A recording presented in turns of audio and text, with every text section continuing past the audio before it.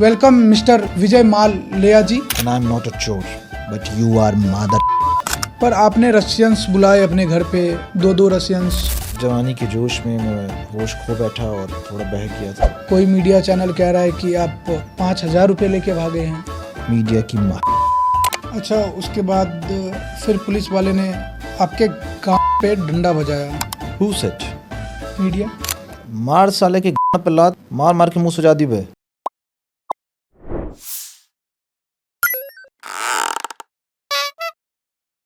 नमस्कार, जय श्री राम। मेरा नाम है राकेश झा और मैं स्वागत करता हूं आप सभी का आज तक के सबसे लॉजिकल पॉडकास्ट वीडियो में, जिसका नाम है द इलॉजिकल पॉडकास्ट। देखिए, आज का जो एपिसोड है वो किसी को निर्दोष या गुनहगार साबित करने का बिल्कुल नहीं है, बल्कि सच जानने का है। सच ऐसा जो ये बोलते हैं और जो सरकार बोलती है, दोनों में बहुत फ़र्क है। तो सरकार को साइड में रखकर मैं सुनने आया हूँ आज एक ऐसे ही मासूम इंसान को। तो आइए स्वागत करते हैं दिल्ली के करोल बाग के सबसे बड़े बिजनेसमैन की कहानी और उनके स्कैम के बारे में हम जानते हैं। वेलकम मिस्टर विजय माल्या जी, स्वागत है आपका। Thank you. First question, Y podcast with me? 9 year, I think many people come on you, you come on me. Why? What? You can speak in Hindi. Hindi में बोलो। ओके, तो मेरे साथ ही क्यों किया आपने What?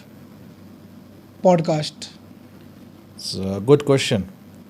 Very good question to start with.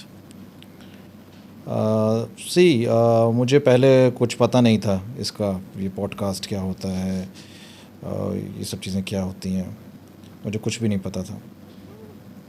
लेकिन जब तुमने मुझे समझाया तब मुझे समझ में आया कि अच्छा, ये कैमरा, ये माइक, लाइट और ये केबल, ये सब पॉडकास्ट, ये सब क्या होता है। तो मुझे समझ में आया कि इसमें मैं अपनी बात रख सकता हूँ, क्योंकि इससे पहले तो मैं सिर्फ अपनी गाँव रखता था चाय की टपरी पे।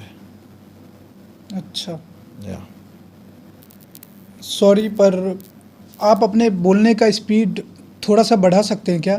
क्योंकि ऐसे में तो मुझे लगता है पॉडकास्ट 4 घंटे से भी ज़्यादा का हो जाएगा। तुम चोर है क्या? नहीं। तो फिर तुम्हें किस बात की जल्दी है? तो पहले आपके सक्सेस के बारे में बात करते हैं। तो आपको जो सक्सेस मिली थी, ऐसा क्या काम करते थे आप? मैं करोल बाग में मेरा स्पेयर पार्ट्स का काम था, तो दैट वाज माय बिजनेस। तो करोल बाग में आपका शॉप था मतलब? नो। फिर? मैं जो गाड़ियाँ खड़ी होती थी, बाइक्स खड़ी होती थी, मैं उनका स्पेयर पार्ट्स निकाल के करोल बाग के होलसेल मार्केट में जाके अगले दिन बेच आता था। तो दैट वाज माय बिजनेस। ये आपका बिजनेस था? या। और फिर उसके बाद बियर का बिजनेस, बैगर फिशर। यस। वो एक्चुअली मैं तब करता था जब दारू के ठेके बंद हो जाते थे। और जब दारू के ठेके बंद हो जाते थे तो मैं दारू सप्लाई करता था उन लोगों को जिनको दारू नहीं मिल पाती थी, तो सस्ते में देता था मैं उनको दारू। ओके, तो जब दारू के ठेके बंद हो जाते थे उसके बाद आप दारू सप्लाई करते थे सस्ते दामों में। तो एक बात बताइए कि आप कैसे सप्लाई करते थे लोगों को? मेरा खुद का प्रोडक्शन था। ओके। खुद का प्रोडक्शन था मेरा, तो मैं खुद प्रोड्यूस करता था और फिर उनको देता था। और वो लोग आपसे क्यों लेते थे? सस्ते के चक्कर में? Yes, you are right. सस्ते के चक्कर में वो लेते थे, because you know I used to give them very cheap in very cheap price, because मैं सस्ती दारू बनाता था। वो लोग भिखारी थे, भिखमंगे थे, साले चोर। इसीलिए मैंने उनका नाम रखा था, उस बियर का नाम मैंने इसलिए रखा था बैगर फिशर। तो ऐसे में आपकी इनकम कितनी हो जाती थी? मैं कभी कैलकुलेट नहीं कर पाया। मतलब इतनी ज़्यादा थी कमाई कि आप कैलकुलेट नहीं कर पाए? नहीं, मेरी मैथ्स बहुत कमज़ोर थी, तो इसलिए मैं कभी कैलकुलेट ही नहीं कर पाया। अच्छा, एक बार न्यूज़ में आया था कि आप कुछ स्पेयर पार्ट्स के साथ पकड़े गए, जिसकी कीमत लगभग $2 के आसपास बताई जा रही थी। क्या सच है ये? I neither confirm nor deny. I leave it up to your imagination. अच्छा, उसके बाद फिर पुलिस वाले ने आपके कान पे डंडा बजाया, सच है ये? I neither confirm nor deny, but I leave it up to your imagination. तो एंजॉय करते थे आप उस टाइम को, जब आप एक पब्लिक फिगर थे, आपके नाम कभी टीवी में, कभी न्यूज़पेपर पे, ऐसे अलग अलग जगहों पे आते रहते थे।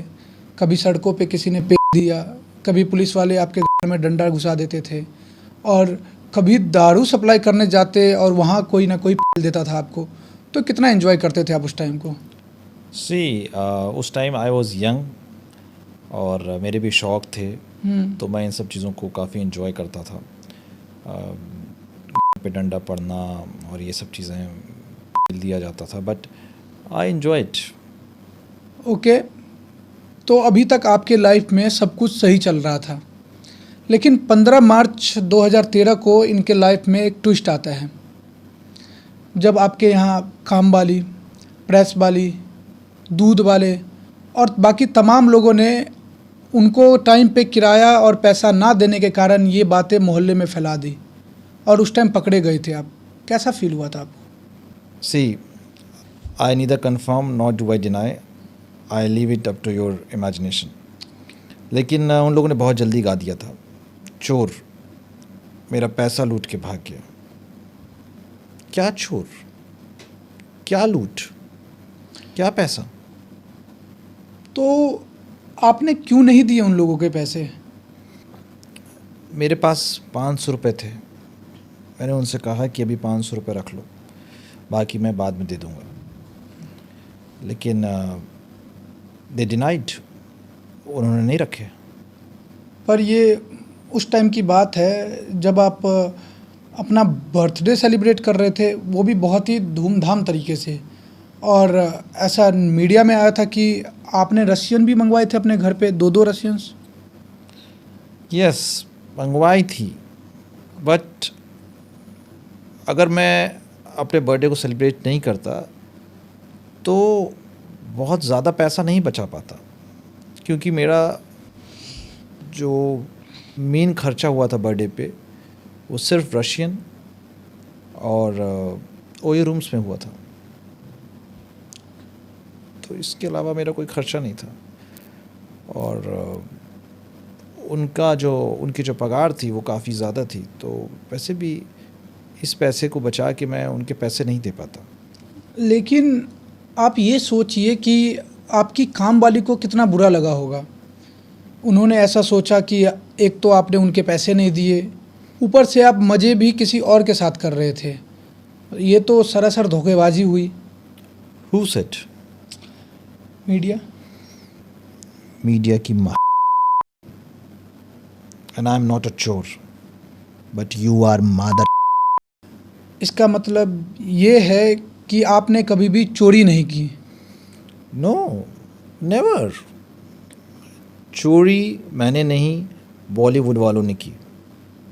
बॉलीवुड वालों ने कैसे?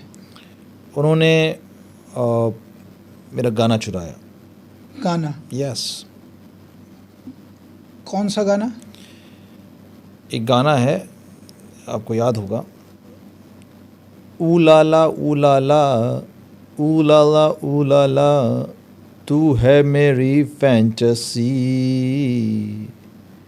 छूना ना छूना ना। जी, समझ गया मैं। छूना ना छूना ना। तो अगर आप देखें कि ये जो गाना है, this is a copyright. I mean इसके जो वर्ड्स हैं वो चुराए गए हैं मेरे सॉन्ग से। मेरा सॉन्ग था उला ला ला ले ओ, उला ला ला ले ओ।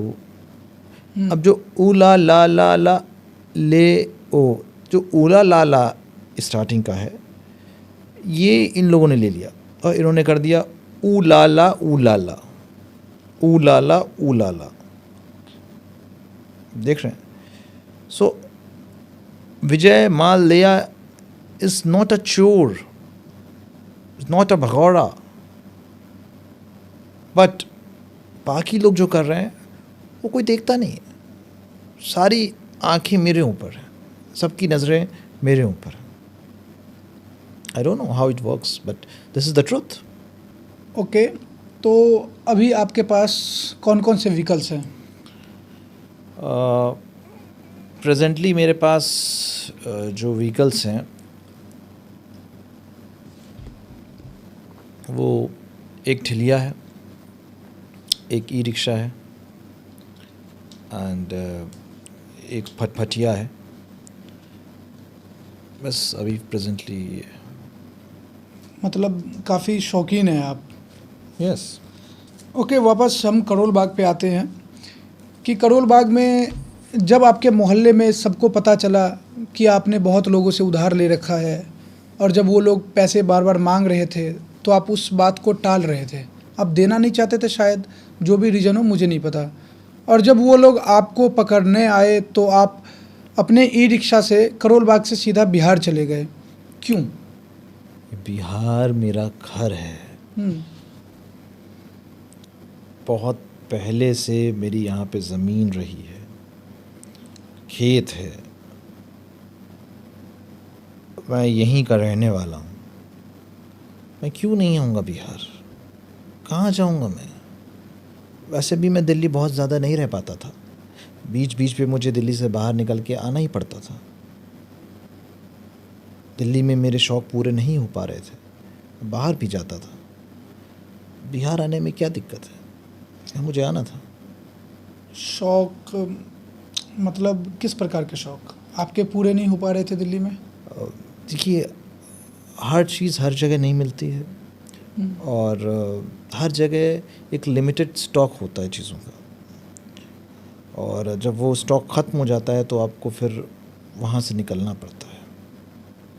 It's all about demand and supply. मतलब एक सेकंड, मेरा फ़ोन आ। हेलो हेलो, का मार साले के पे लात मार मार के मुँह सजा दी बे, छोड़ी नहीं मर्तबा को। हाँ, पूरा पैसा वसूल लिए। हाँ, हो। ये किसकी गांड पे लात मरवा रहे थे आप?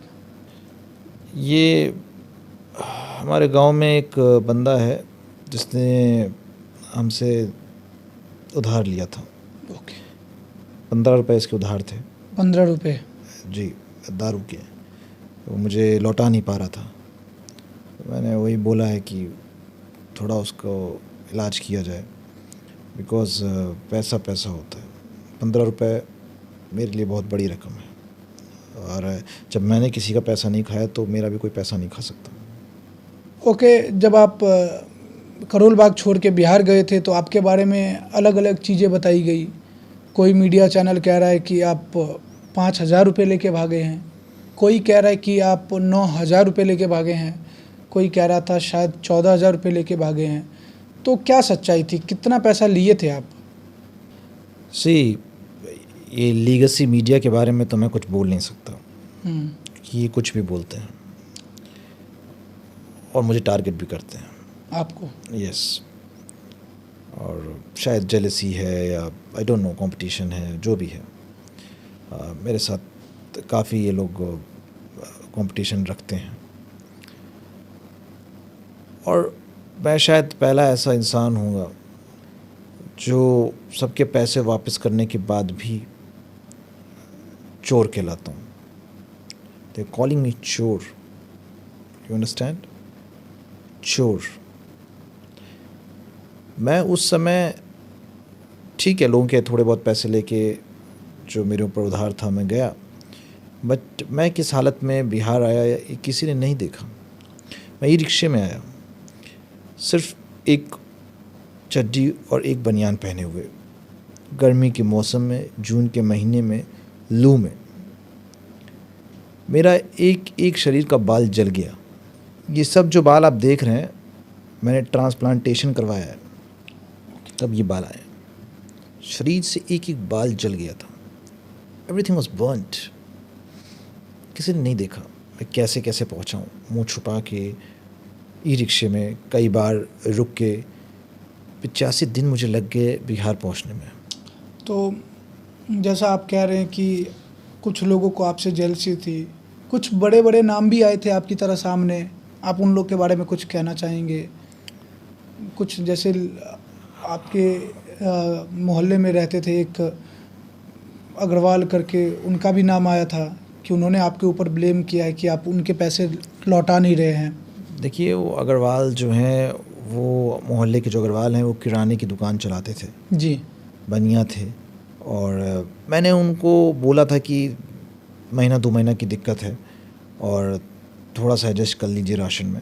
उन्होंने पहले तो हाँ बोल दिया था, लेकिन शायद उसके बाद उन्हें लगा कि मैं उनके भी पैसे लेके भाग जाऊंगा, तो उन्होंने राशन तो देना बंद कर ही दिया, प्लस आखिरी के कुछ दिनों में उन्होंने खाना मेरे ही यहाँ खाया था। ओके, तो अगर आपको अब मौका मिलता है वापस करोल बाग आने का, तो क्या आप वापस आना चाहेंगे? अगर वो सब जो काम वाली हैं वो वापस आ जाएंगी और मेरे साथ मेरा सारा काम करेंगी पहले की तरह, तो वाई नॉट। अब तो मैंने उनको 2.5 गुना पैसा वापस कर दिया है। 2.5 गुना? जी, तो अगर वो मुझे बुलाएंगी तो मैं ज़रूर जाऊंगा। ओके, तो आपको ऐसा नहीं लगता कि लोगों को पैसा ना दे के अपना बर्थडे सेलिब्रेट करना ये तो ठीक है, पर आपने रशियंस बुलाए अपने घर पे, 2 रशियंस, उनके साथ बहुत कुछ आपने किया जो मैं कैमरे पे बोल नहीं सकता, तो आपको लगता है कि क्या वो सब ठीक था? हो सकता है कि वो सही ना हो, पर उस टाइम जवानी के जोश में मैं होश खो बैठा और थोड़ा बह गया था। रशियंस कुछ चीज़ ही ऐसी हैं कि इंसान को बहका दें। तो उन सब कामों के लिए आप सॉरी बोलना चाहेंगे बाकी लोगों को? देखिए, सॉरी बोलने में मुझे कभी कोई दिक्कत नहीं थी, सॉरी बोलने के लिए मैं तो हमेशा तैयार था। ठीक है, तो आप कैमरे पे सॉरी बोल दीजिए उन लोगों को। देखिए, मैंने अपने स्टेटमेंट में 2 बार सॉरी बोल दिया, अभी पिछले स्टेटमेंट में आपने सुना नहीं शायद। ओके, ठीक है, तो जाने से पहले आप एक बार हमारे चैनल को सब्सक्राइब करने के लिए इस कैमरे में देख के बोल दीजिए।